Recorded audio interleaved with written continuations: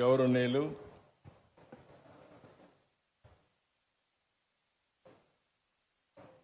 Chairman managing director KIMS group Shri Bollineni Bhaskar Rao garu, honourable minister of health గౌరవనీయులు సత్యకుమార్ యాదవ్ గారు, founder chairman గౌరవనీయులు బొల్లినేని కృష్ణయ్య గారు, వారి సోదరులైనటువంటి బొల్లినేని సీనయ్య గారు, సహచర మంత్రివర్గ సభ్యులు కందుల దుర్గేష్ గారు, నారాయణ గారు, అచ్చెన్నాయుడు గారు, ఆనం రామనారాయణ రెడ్డి గారు, నిమ్మల రామానాయుడు గారు, గౌరవ శాసనసభ్యులు నజీర్ గారు, ఆనరబుల్ ఎమ్మెల్యే పత్తిపాడు గౌరవ రామాంజలి గారు, దామలచెర్ల జనార్దన్ గారు, Madiga welfare corporation chairman Sridevi గారు, ఈరోజు ఈ కార్యక్రమానికి వచ్చినటువంటి కిమ్స్ గ్రూపుకు సంబంధించిన డాక్టర్లందరికీ, సిబ్బందికి మనస్ఫూర్తిగా పేరు పేరున అభినందనలు. ఈరోజు ఒక వండర్ఫుల్ ఎక్స్పీరియన్స్. భాస్కర్ రావు గారు మాట్లాడుతూ ఉంటే ఇంకా మన ఆరోగ్యం గురించి ఆలోచించాల్సిన అవసరం లేదు అనే విధంగా మాట్లాడగలిగాడు. That is the marketing. చేసిన పనిని చాలా స్పష్టంగా చెప్పడం, చేయబోయే దానిపైన మళ్ళీ ప్రజల్లో ఒక మంచి అభిప్రాయం కూడా క్రియేట్ చేయాల్సిన అవసరం ఉంది. ఆయన మాట్లాడాడు. ఆయన మాట్లాడిన దానికి ప్రూఫ్ ఆఫ్ కాన్సెప్ట్ ఉంది. ఎగ్జాక్ట్గా 2000 సంవత్సరంలో నెల్లూరులో నేనే ఆ రోజు మొదటి హాస్పిటల్ ప్రారంభించాలనుకుంటున్నాను. అక్కడి నుంచి స్టార్ట్ చేశాడు. ఎగ్జాక్ట్గా 25 సంవత్సరాలు, 5000 బెడ్స్, 5-6 రాష్ట్రాల్లో విస్తరించాడు. ఈరోజు 25,000 కోట్ల రూపాయలు మార్కెట్ క్యాప్ సాధించాడు. అందుకే అన్నాను, ఎప్పుడైనా చెప్పేటప్పుడు విశ్వసనీయత ఉండాలంటే చేసి చూపిస్తే విశ్వసనీయత వస్తుంది. అది చేసి చూపించిన వ్యక్తి సంస్థ భాస్కర్ రావు గారు. అదే మరి కిమ్స్ అని చెప్పి కూడా నేను మీకు తెలియజేస్తున్నా. ఈరోజు దేశంలోనే అతిపెద్ద వ్యవస్థల్లో ఇది ఒక మంచి చైన్గా తయారయ్యే పరిస్థితి వచ్చింది. తెలంగాణ, ఆంధ్రప్రదేశ్, కేరళ, కర్ణాటక, మహారాష్ట్ర, ఈ అన్ని నగరాల్లో, అన్ని సిటీల్లో ఉంది. నేను వస్తూ ఉంటే చూపించాడు. వెరీ గుడ్ మార్కెటింగ్ మేనేజర్ అనుకున్నాను. ఇప్పుడు మాట్లాడినప్పుడు కూడా చూశాను. హాస్పిటల్లో వస్తే ఎక్కడెక్కడ కిమ్స్ హాస్పిటల్స్ ఉన్నాయో మొత్తం మ్యాప్ వేసి, ఆంధ్ర మ్యాప్ వేసి చాలా స్పష్టంగా చూపించాడు. అంతటితో ఆగలేదు.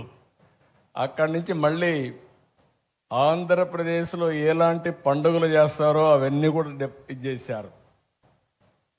అక్కడి నుంచి మీరు చూస్తే ఆ గోడలంతా కూడా మనం చిన్నప్పుడు చదువుకున్నప్పుడు జ్ఞాపకం వస్తుంది. అలాంటి పెయింటింగ్స్ వేసి ఆంధ్రప్రదేశ్లో టూరిజం స్పాట్స్ కూడా మొత్తం ఒకసారి చూపించాడు. ఒక పక్క హిస్టరీ, ఒక పక్క జాగ్రఫీ, ఇంకో పక్క మెడికల్ నాలెడ్జ్ కూడా, ఏ జబ్బు వస్తే ఏ విధంగా ఉండాలి, జాగ్రత్తలు తీసుకోవాలని కూడా బ్యూటిఫుల్గా చూపించాడు. అంటే దీన్ని బట్టి చూస్తే మనిషి పూర్తిగా ఇన్వాల్వ్ అయ్యాడు. ఏం చేస్తే ప్రజల్లో చైతన్యం వస్తుందో అది చేస్తూ ముందుకు పోతున్నాడు. అందుకే సక్సెస్ అయ్యాడు. దానికి మరొక్కసారి మీ అందరి తరపున కూడా రాష్ట్రంలో మీరు చూస్తే నెల్లూరు, రాజమండ్రి, శ్రీకాకుళం, ఒంగోలు, వైజాగ్, అనంతపూర్, కర్నూలు ఎక్సెప్ట్ 2 చెప్పాడు. రేపు ఎల్లుండి ఆ 2 కూడా పెట్టేస్తాడు. కాబట్టి అన్ని జిల్లాల్లో, కొత్త జిల్లాల్లో కూడా కిమ్స్ హాస్పిటల్స్ వచ్చే పరిస్థితికి వచ్చింది. అయితే ఇక్కడ మనం గుర్తుపెట్టుకోవాల్సింది, ఒక పక్క నెట్వర్క్, రెండో పక్కన మీరు చూసినప్పుడు ఒక డిసిప్లిన్, ఈ రెండు కూడా ప్రాక్టీస్ చేస్తూ వచ్చారు. ఆయనైతే చాలా ఏబిసిడి నుంచి జెడ్ వరకు మొత్తం చెప్పారు. ఏ విధంగా ఉండాలి అవన్నీ చాలా డీటెయిల్డ్గా చెప్పారు. ఈరోజు మీరు చూస్తే హైదరాబాద్లో ఒక 1000 పడకల ఆసుపత్రి సికింద్రాబాద్లో పెట్టారు. ఇంకొక పక్కన ఇప్పుడే ఆయన చెప్పింది ఒక ఆంధ్రప్రదేశ్లోనే ఇక్కడే గుంటూరు, విజయవాడ, అమరావతిలోనే 2000 బెడ్లు పెట్టే పరిస్థితికి వస్తున్నారు. ఇవన్నీ కూడా మార్కెటింగ్. అంటే ఒక విజన్ ఉండే వ్యక్తి భాస్కర్ రావు గారు అని చెప్పిన అభిప్రాయం. అది కూడా మోడల్స్, ఒక మోడల్ ఆయన చెప్పాడు. ఆ మోడల్ కూడా మీరు చూస్తే ఎంప్లాయీస్ ఎవరైతే ఇందులో పనిచేస్తున్నారో 10,000 మంది ఈ హాస్పిటల్లో పెట్టుబడులు పెట్టారు. 25,000 కోట్ల రూపాయలు మార్కెట్ క్యాప్లో ఈ 10,000 మందికి 12,000 కోట్ల రూపాయలు మార్కెట్ క్యాప్ వచ్చిందంటే ఆ రోజు పెట్టిందంతా కూడా 100 కోట్లు పెట్టారేమో.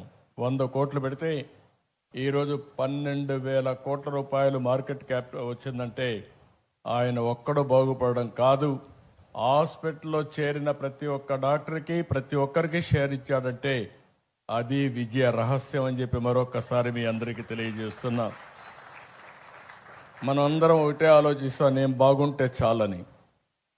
కానీ సంస్థ బాగుండాలంటే అందులో పనిచేసే వ్యక్తులకు కూడా భాగస్వామ్యం ఉండాలి. అలాంటి భాగస్వామి పెట్టాడు కాబట్టి 25 సంవత్సరాలుగా 80% ఎవరైతే ఈ హాస్పిటల్లో చేరారో ఇది నా హాస్పిటల్ అనే భావన వచ్చి ఇక్కడే హాస్పిటల్లో సర్వీస్ చేసే పరిస్థితికి వచ్చారు.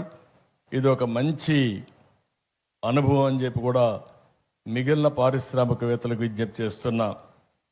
ఇంకొక పక్కన మీరు చూస్తే ఇక్కడికి వచ్చినప్పుడు సూపర్ స్పెషాలిటీస్ అన్నీ కూడా కార్డియాక్ సైన్సెస్ కానీ, ఆంకాలజీ కానీ, న్యూరో సైన్స్, గ్యాస్ట్రోఎంట్రాలజీ, ఆర్థోపెడిక్స్, అవయవ మార్పిడి, కిడ్నీ కేర్, తల్లి పిల్లల సంరక్షణ, ఒక 25 సూపర్ స్పెషాలిటీస్ పెట్టారు.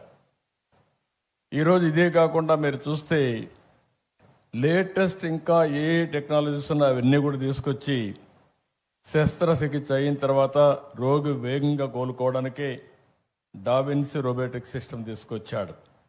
మోకాలు మార్పిడి కోసం రోబోటిక్ సిస్టమ్ తీసుకొచ్చారు. మెదడు కణితలు గాయాలు శస్త్రచికిత్స కోసం గామా నైఫ్ వినియోగించే పరిస్థితికి వచ్చారు. అదనపు రేడియేషన్ ప్రమాదం లేకుండా ఉండాలని ఈఎస్డబ్ల్యూఎల్, డోర్నియర్, ఇలా అనేకమైనటువంటి మెడికల్ టెక్నాలజీస్ అని తీసుకొచ్చారు. ఎప్పుడు కూడా మనం ఒకటి గుర్తుపెట్టుకోవాలి, నాలెడ్జ్ అనేది డాక్టర్సే ప్రొవైడ్ చేయగలుగుతారు. అదే సమయంలో టెక్నాలజీ వచ్చింది. ఈరోజు నేను కూడా ఒక పిలిపిచ్చాను అందరికీ. ప్రతి ఒక్క వ్యక్తి రాష్ట్రంలో ఒకప్పుడు 95లో నేను చెప్పేవాడిని, ప్రతి ఒక్క కుటుంబానికి ఒక ఇన్ఫర్మేషన్ టెక్నాలజీ చదువుకున్న వ్యక్తి ఉండాలని, భవిష్యత్తును మారుస్తుందని 95 నుంచి చెప్పాను. ఈరోజు ఆ రోజు నేను ఇచ్చిన పిలుపు ఈరోజు మీరు చూస్తే ప్రపంచంలోనే ఎక్కువ ఆదాయం ఎవరికి వస్తుందంటే భారతీయులకు వస్తుంది. అందులో మొదటి స్థానంలో ఎవరున్నారంటే తెలుగు జాతి ఉన్నారని చెప్పి మరొకసారి గుర్తు చేస్తున్నా. 95 నేను మాట్లాడింది ఐటీ మాట్లాడాను. ఈరోజు నేను మాట్లాడేది ఏఐ మాట్లాడుతున్నా, ఆర్టిఫిషియల్ ఇంటెలిజెన్స్ మాట్లాడుతున్నా. ప్రతి ఒక్క వ్యక్తి ఏఐ ఉపయోగించుకోవాలి, లేకపోతే ఏఐ ద్వారా యూస్ కేసెస్ తయారు చేసే సామర్థ్యాన్ని పెంచుకోవాలి. ఇదేం పెద్ద బ్రహ్మ విద్య ఏం కాదు. మన పిల్లలందరూ బాగా తయారయ్యారు. ప్రపంచాన్ని శాసించబోయేది భవిష్యత్తులో ఏఐ శాసిస్తుంది. ఆ విషయం కూడా మీరు గుర్తుపెట్టుకోవాల్సిన అవసరం ఉంది. ఈరోజు మీరు ఒకసారి చూస్తే ఇక్కడ ఉండే హాస్పిటల్లో కూడా ఒక 20కి పైగా అతి కీలకమైన వైద్య సేవలు అందిస్తున్నారు. నేను అందుకే డాక్టర్స్ అందరూ మీరు ఇక్కడ ఉన్నారు. డేటా అనేది నెట్వర్క్ హాస్పిటల్స్ కాబట్టి దేశం మొత్తం అనేకమైన డిసీజులకు కావలసిన డేటా అంతా కూడా హిస్టారికల్ డేటా ఉంటుంది. భవిష్యత్తులో ఒక హాస్పిటల్దే కాదు సంపద. భాస్కర్ రావు కిమ్స్ లో మీరు చూస్తే దేశంలో ఎవ్వరి దగ్గర లేని డేటా, ప్రపంచంలో ఎవ్వరి దగ్గర లేని డేటా కిమ్స్ దగ్గర ఉంటుంది.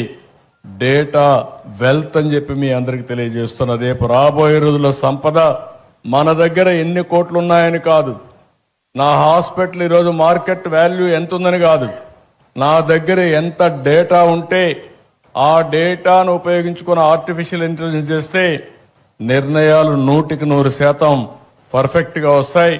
నిర్ణయాలు సరిగా ఉంటే డబ్బులు సంపాదించడం చాలా సులభం అవుతుందని చెప్పి కూడా నేను మీకు తెలియజేస్తున్నా.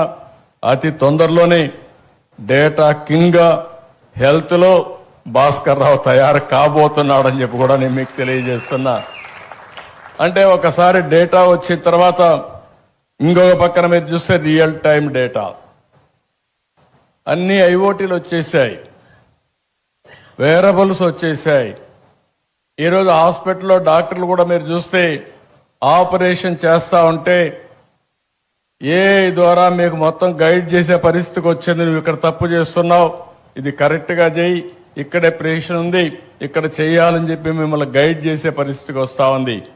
దీనివల్ల ఏం జరుగుతుందని మీరు ఆలోచిస్తే ఈ డేటా, ఈ యొక్క గైడెన్స్ వల్ల మామూలు డాక్టర్ కూడా ఎక్స్ట్రాడినరీ ఆపరేషన్ చేసే పరిస్థితికి వస్తున్నాడు. అలాంటి నాలెడ్జ్ వచ్చేది మనం గుర్తుపెట్టుకోవాల్సిన అవసరం ఉంది. అందుకే నేను ఒకటే చెప్తున్నా, డెడ్లీ కాంబినేషన్ టెక్నాలజీస్ అన్ని కూడా సౌండ్గా వచ్చాయి. ఇంకొక పక్క నాలెడ్జ్ కూడా మెచ్యూరిటీ వచ్చింది, డేటా కూడా వచ్చే పరిస్థితి వచ్చింది. రియల్ టైం అప్లికేషన్ చేయడానికి ఆర్టిఫిషియల్ ఇంటెలిజెన్స్ కానీ, మళ్ళీ ఆర్టిఫిషియల్ ఇంటెలిజెన్స్ ద్వారా మీరు ఎక్కడున్నా మీకు నాలెడ్జ్ ప్రొవైడ్ చేయడం రియల్ టైంలో జరిగే పరిస్థితి వచ్చింది. అందుకే భవిష్యత్తులో భారతీయులు నాకు ఏమాత్రం మనం లేదు, అద్భుతాలు సృష్టించబోతున్నారని మరొక్కసారి ఈ సభలో మీ అందరికీ విజ్ఞప్తి చేస్తున్నా.